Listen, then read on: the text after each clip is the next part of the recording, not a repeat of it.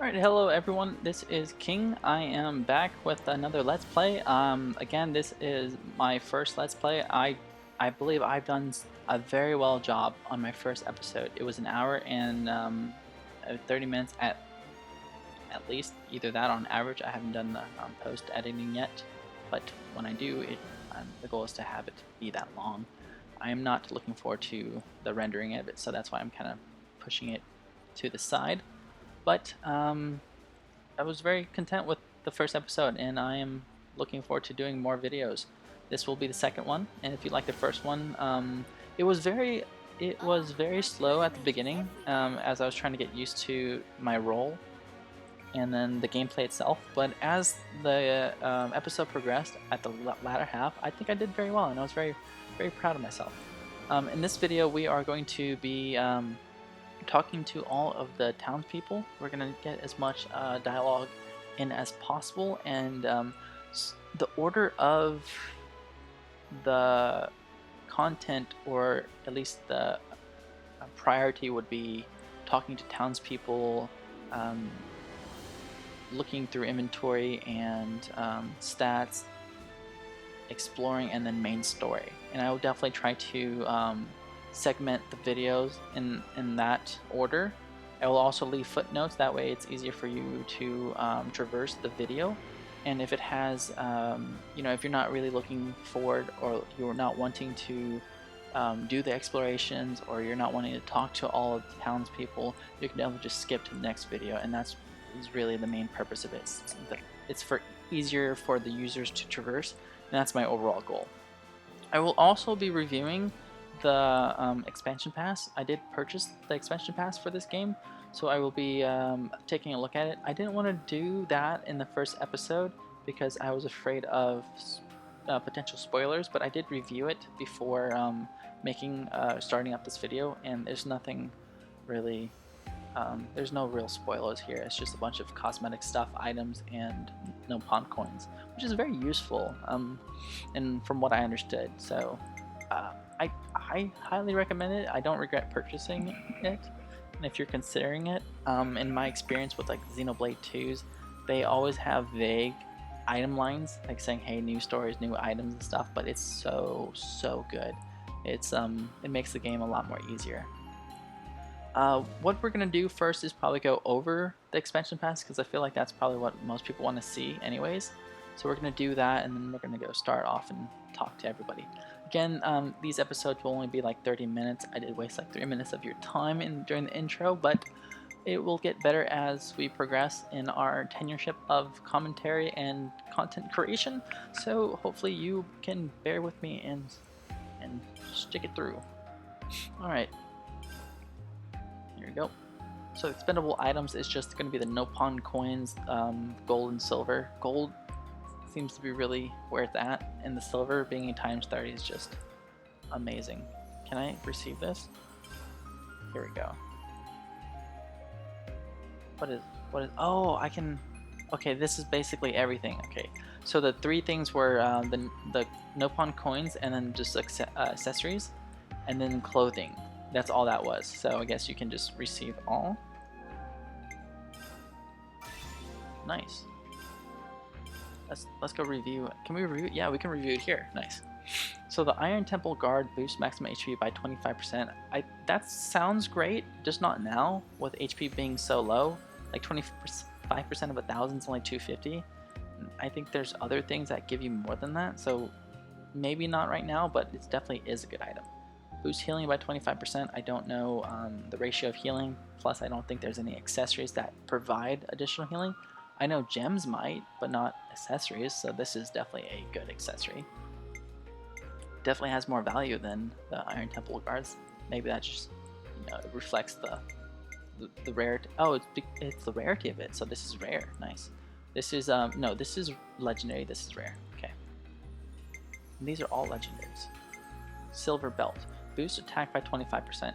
Again, like I said earlier, if you watch my first episode, I don't really value attack early game. I do, but at the same time, if you just do your positionals, you get a huge boost of damage anyways.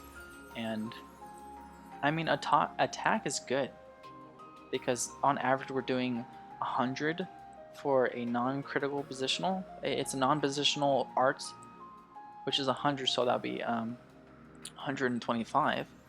But whenever we do the positionals, it's times and a half or 2 times. So let's just say for easy math, 200. So it'd be doing 250, which is huge. So yeah, that's nice and all. But as I said in the earlier videos, accuracy is such a huge problem that you can take half the battle just to get your special arts. I believe that's what that the A button art is, the art that is to the right of the screen. You can take all that time to charge up that art and have it miss, which is terrible. I'd rather have it hit than no damage at all. So just if you're trying to set up the attack, you get them, you break them, you topple them, you daze them, and then you try to get into that that special arts and you miss. That's the worst feeling. So honestly, like I said, I don't really value attack or crit early game, at least not now or in hard mode. So, and I kind of assume why this is not a legendary item. When your attacks are blocked, you are not thrown off balance, which is such a good item to have in Xenoblade 2. That would happen and it would just cause animation delay. It would cause it was just terrible, but it wasn't a predominant I think that's the word correctly used, a feature in the game. So not a lot of, what I mean is not a lot of enemies did that. So there was only a certain few, and you would know after a while what those enemies were. And if you wanted to, stop and change your equipment loadout each and every time you fought those enemies, yeah, you can do it. So it's definitely a valuable item per scenario. But at the same time, to me, if they didn't set it up in Xenoblade 3 and they did not set it up in Xenoblade 2. If you don't have like preset equipment loadouts, I don't see the value in this item. At least it's not as valuable as it could have been if they just added features where you can preset your loadouts to have more than one loadout, Glass memory, reduce aggro towards self by 5% when auto attack hits.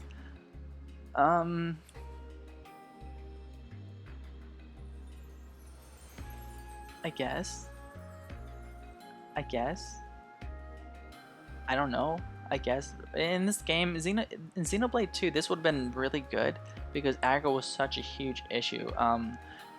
It was to the point where people really had tanks focus on attack itself because the ratio for aggro was terrible. Like having aggro over time sucked.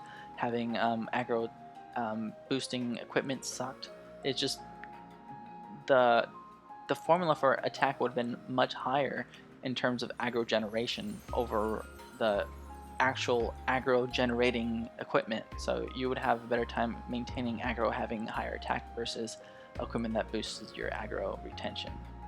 Either right or that that aggro dot damage. It's not damage over time. I guess it's area effect or effect over time. EOT. What? Whatever. So reduce aggro towards self by 5% when I just don't see value in this. I see this valuable towards the initial attack. So typically if you don't want to play as a healer or as a defender, it's maybe good to put this on your attacker and just when you do the first auto attack, it will transition over to Lance or whoever your defender is more quickly or more smoothly. But like I said, in Xenoblade 2 that would have been great, but in Xenoblade 3 I've noticed that aggro isn't really an issue, and if it does become an issue, we have an item that can fix it so we can use it. So it's good to have on hand. No pawn strap, 10% chance to keep recharge when using arts. 10% chance to keep recharge when using art. Oh, that's nice. Oh my god, this is really good. Is there any more items? No, that's it. Okay, just from all the items here, I don't. Some people say this is pay to win. It's really not. The extension pass is like 25 bucks. It's definitely worth your money. It's gonna stay there for like, you're gonna get content for the next 2 years. I promote it But at the same time, if you don't want to get it, you don't have to. Like, no pawn gold coins and silver just makes your life a little bit more easier. And all these other things are probably good for late game and early game, but at the same time, like we've discussed earlier, a lot of them are very situational. So I don't really see, you missing out on much. But I do have to say that no pawn strap, like the no pawn strap, is a really good accessory. I think this is the only thing that really stands out to me. Like that 10% chance to keep your art recharged, and to me how I interpret that is like, if you're either Agnes or Kevus and your normal arts and your special arts fully recharges and you use it, it resets to 0, right? So what I'm reading and how I'm interpreting is you have a 10% chance if you were to use that, it would still be able to use it. It's like in Xenoblade 2, whenever if you crit with Pyra or Mithra, the arts would have a 100% chance to reach to recharge, which is broken, so broken. And the rest is just cosmetics. There's Noah. There's Mio. I wonder if the whenever you no, I guess I can talk about that later, but it's definitely something I do hope that's not the same. I hope this is like the same throughout everybody. Like, Mia's costume color palette is applicable to other people who, if you know, you know. If you don't, I'm not gonna continue. And I don't want to spoil. I'm scared. This is nice. You can't rotate. I tried. You can't rotate. Tyon is probably one of the best skins I was looking forward to having. Lance, it's dope. I just like his default colors better. Senna, yes, this is great. It would have been a lot better if they made her hair pink too. So like I said, it's great, but you're not really, I don't believe you're missing out if you don't get it. At least yet, not yet. In the future when they come out with like more stuff, maybe. Noah, Uni, Lance, and Mwamba. Everyone is level, sorry, I don't know how to phrase that. Mwamba is the only one who's ranked 10. Everyone else is ranked 7. I think that's progressing quite smoothly. I don't know if that's because we stayed into the starter point and just did nothing. I'm rambling on, but it was a lot to go over, so I don't really feel bad for talking about it. And I believe that the information was valuable to certain people. At least it was valuable to me just talking about it. Let's see.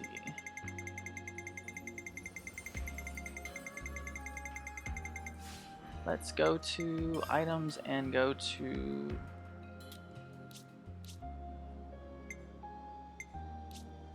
we don't have any, so we have gems, so I can talk about gems because we know we at least have gems. Key items, so we can't sell those. Yeah, they don't have any values. Here we go. Most recent. Oh, there's a most recent tab. Nice. And can I categorize it by name? By name? Rarity? I don't see the value in doing that. I kind of wanted to categorize it by category. They don't have that. Oh well.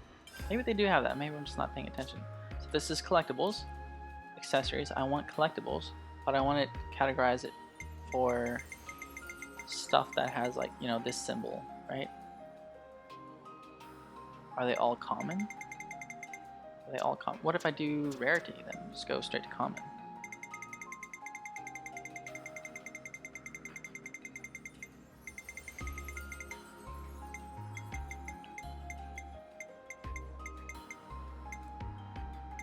I guess so far all of the collectibles that have like this big scale balance are commons. So maybe. And I have 18 of them? Wow. What have I been doing? It was definitely not the expansion pass, right? I don't think so. I don't think it gave me items. It gave me Nalpon coins, equipments, and skins. So no, it didn't give me any items. It's just me spending an hour and a half in the starter zone messing around. That's totally my fault. Okay. We're gonna look at the skills. I don't know if they all are applicable at the same time or you have to choose one. But dexterity is accuracy, so boost accuracy by 15%. Covert attack reduces aggro generated from attack by 25%, which is nice. Boost critical rate by 15. That's Cypher's edge. And spirit boost damage dealt by 70% when fighting a unique or boss monster. Very case by case scenario, but there tends to be a lot of UMs and RMs. Unique or boss. So they don't. So I know there's unique, and then there's I actually don't know. There's a few other ones, and okay, moving on. Let's see. Looking at who are you looking at here? This is Who are you? Who are you again? Uni. Okay. Boost amount of. I'm sorry. Uni gets the least amount of love in the Xenoblade 3 Chronicles, I believe. Like everyone else has a favorite. Like I like Lance, and some people like Mwamba. I don't, but some people do. People like Lance, and Uni is just like one of those characters that either you love her or you don't. You know. I feel like that's how people felt with Poppy in Xenoblade 2. I love Poppy, but at the beginning I didn't, and then I eventually came to love him. So hopefully that's the same way I feel about Uni. I don't really have any strong feelings towards her. It's just she's not, to me, portrayed as a very significant character, whereas you know other characters may be. But I believe she does have an importance. It's just not yet known to me, or at least from what we've experienced so far. It's not something that like we would think, right? She has a lot of cutscenes. It's just not, to me, not rememberable, if that makes any sense. Medical Mind boost amount of HP healed from using healing arts by 22%. Boost amount of HP healed from using healing arts. Nice. Speedy Recovery boosts speed of allies revival by 25% and raises healing by 7. Reduces aggro generated from healing arts by 35%. Nice. Eternal Formation increased field effect duration by 35%. So her AoE, or EOE? Area effect, yeah. It's the right term, it's just weird. So I can turn that off and on using my right trigger. Okay, what do you got, Lance? Defensive Soul, boost physical defense by 12%. I'll protect you, reduce damage taken by allies in a fixed radius by 22%, which is very nice. Oh, that's very nice. I'll just stick close to Lance. Got it. Aggravator accrued aggros every second, which is nice. This is not, they made it to where it was like an accessory you had to choose last time, and it was so dumb. Tenacious Blocker, boost block rates by 35% when HP is 30% or lower. So you do really well with blocks, of course. Boost dexterity, so accuracy, reduce aggro generated by 50% using arts. Boost evasion by 25% when HP is at 30% or lower. You're an attacker. Boost damage dealt by 20% when HP is at 90% or higher. Like, I don't see the purpose of you, Mwamba. I don't know. I already have Noah. I know what you're doing here, dude. Accessories. Nobody has accessories but Mwamba? Why do you have accessories, bro? And no one else does. What do you got? Featherband? Boost damage dealt to aerial life. There was a few aerial life that we came across. That's useful. Again, like I said, we're not really going to do boosted auto attacks, but what we are going to do is we're going to give him the no pawn strat, which is the best item in the game so far as of right now. And it is a expansion pass item. It's definitely worth getting to me, but again, you can definitely enjoy the game experience and not really need it. It just makes fighting a little bit faster, and 10% doesn't sound, it's not going to make or break the game. So I think it was the perfect balance to where it rewarded individuals who purchased the expansion pass and wouldn't really be the detriment of those who did not. So again, it's up to you whether you do or do not, but I highly recommend it. It's such a good item. There we go. Here, Noah, you are the Bay. What do we got? Reduce aggro towards self by When you're attacked or blocked, you're not thrown off balance. Boost attack by 25%. Boost healing by 25%. I don't even have that on you. That's nice. And it shows you what it's categorized as. Boost damage, don't need that. Terrestrial extends break durations. Noah's a designated breaker, but I gave him like the chance to increase arts. I don't really need to increase my duration of breaks because Lance is really good with following up with a topple, so we're not really gonna focus on that. Circlet of Wisdom was an item that was given from the expansion pass, and it is definitely a good item to have right now. Again, it's not gonna, it's not gonna affect players at all. If you want to play on hard, you can definitely survive without it. Again, I'm just stressing to the point there's going to be better items in the future, and 25% right now early game isn't much.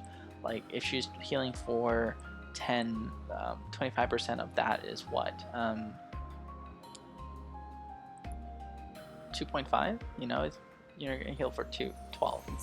It's nothing. So you're not missing out. You're not missing out on much, my guy, trust me. Am I even going to have enough time to explore? I've been stuck on like, you know what? I think that's fine because this video can be about just like, looking at the stuff and looking at the expansion pass, and that's fine. We did prioritize it as that, right? I think I really prioritized talking to people more, so I felt bad because it was talking to people, looking at the items and then exploring, and then I kind of mentioned the expansion pass. Then we moved on to having the expansion pass be the main premise of this video, which I think it's fine. You are the defender. Is there any? Oh, it shows. I like how the fact on the left hand side of the accessories, it doesn't mean that the person is equipping it. It just means if there's an E, someone is equipping it, and then to the right it shows you who it's equipped by, which is Uni. Uni's equipped the Circlet of Wisdom, and it has the little E right next to the symbol. It just shows you it's being equipped. See, like that one's equipped, that one's equipped, and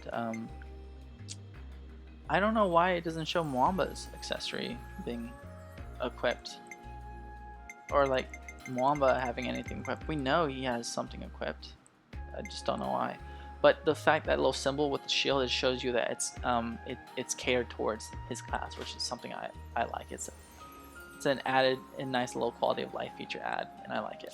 It's great. Xenoblade 2 didn't have that.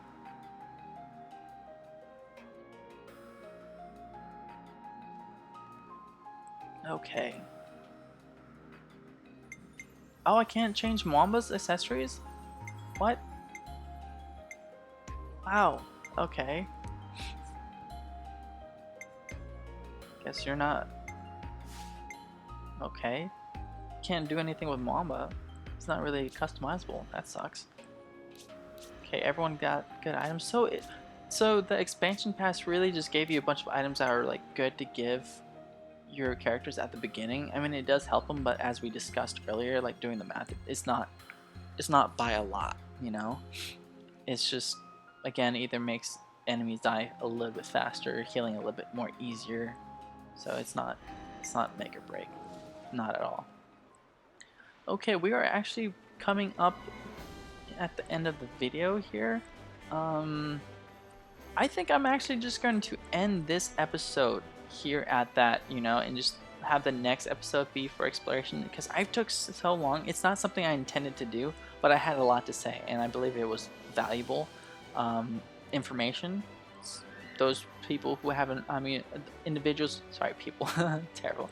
Individuals who haven't played this game before might find this information valuable. I surely would have, especially, like, I consider myself more towards the analytical side of things, and, just as we noticed, if you watch my first episode, it shows that being, knowing that really helped kill enemies a lot faster. If we didn't do, our positionals or understand, is it really worth stepping on Uni's attack up field, attack boost, right? Or is it better just to go do the positionals? Obviously, it was better to do the positionals because it did like a difference of 10, but positionals did a difference of like 1.5 or 2 times, which is ridiculous. It was nutty.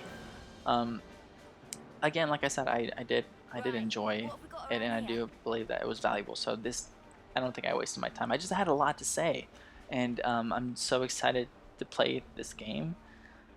I did. Again, I never played this game before. Obviously, it just released, and I just started. And it's 1:49 or 1:46 a.m. Central Standard Time, and it's obviously the 29th now. But the game released on the 20, I believe it was the 28th. Yeah, so it was July 28th at 11 p.m. Central Standard Time. So I'm literally just playing the game, but I've watched a lot of the playthroughs because there's some people that got early access, or you're from different regions that were like 12 hours ahead of us. I don't know if it was Australia, but it was a different region, and I watched them play it. So I was really worried about spoiler contents at first, but I was like thinking, like, if I'm going to do a let's play, it might be more beneficial for me to at least be equipped with as much knowledge as possible, and just be mindful of spoilers in order to get like a nice video versus having a long video of me trying to figure out what's going on, and you have one other guy who already finished the game before the game even released and thinks I'm an idiot. So again, I believe I'm adding value in terms of consistent commentating and just having some knowledge of the game. Again, sorry we didn't, I'm not sorry, but we didn't get to do the sorry, not sorry. We didn't get to do the exploration, but I'm going to use that for the next video. I think this video was efficient enough in terms of overviewing or reviewing the expansion pass and just some of the stats and some of the reasons why I think some of them are good, some of them are bad, and some of the choices that I will be making in terms of at least the early game settings. Not settings, but the early game stages. There we go. Thank you so much for watching. If you lasted this long, I appreciate you. Again, it is my first time. I appreciate your understanding. If you'd like to show your support, like and share, and I believe there's like a little bell notification. I've seen so many videos where they say that, but sometimes it's just so repetitive it doesn't stick in your mind. But the bell notification should at least let you know when my videos are posted. Since this game is such a new game, I will try to upload as much as possible. But like I said, it's a new computer. I'm starting out. The rendering time sucks. Having anything that's longer than an hour is just can go anywhere between 2 to 10 times longer in terms of like duration to render ratio, which is terrible. Like a 20-minute video can take an hour, which is fine, but an hour video, an hour and 30-minute video, like my first episode video, I know it's going to take anywhere between 5 to 10 hours, which is not something I'm looking forward to. And I don't want that render to bog down my gameplay, so I'm probably just going to do a lot of footage and then go back and edit everything. I probably should only keep my gameplay to like a 5-hour maximum before I go shift through all my edits, because if I mess up and I have to go back, that's gonna suck for me. It's gonna suck for me. So I gotta be very conscientious how I want to proceed. Next episode we will do I know this is a long outro, but I'm new. I'm gonna use that. It's like I have to. I have to let the people know. Is my ether clock being reduced as I'm talking? Oh my. I need to make a mental note. 1 second.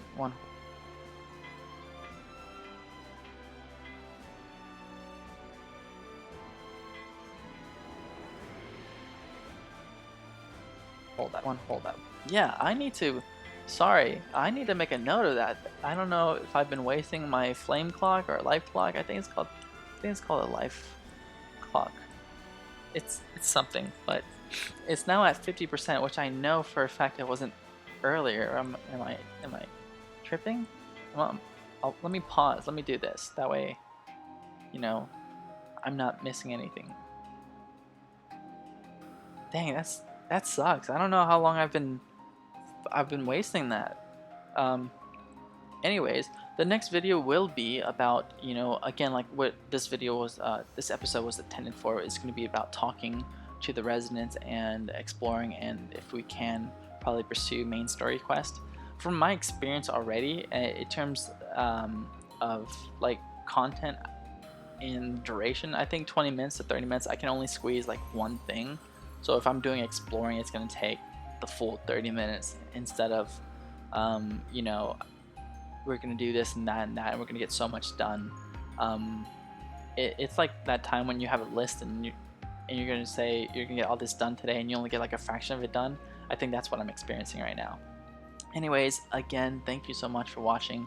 I look forward to seeing you next time, and I will catch you guys in the next episode.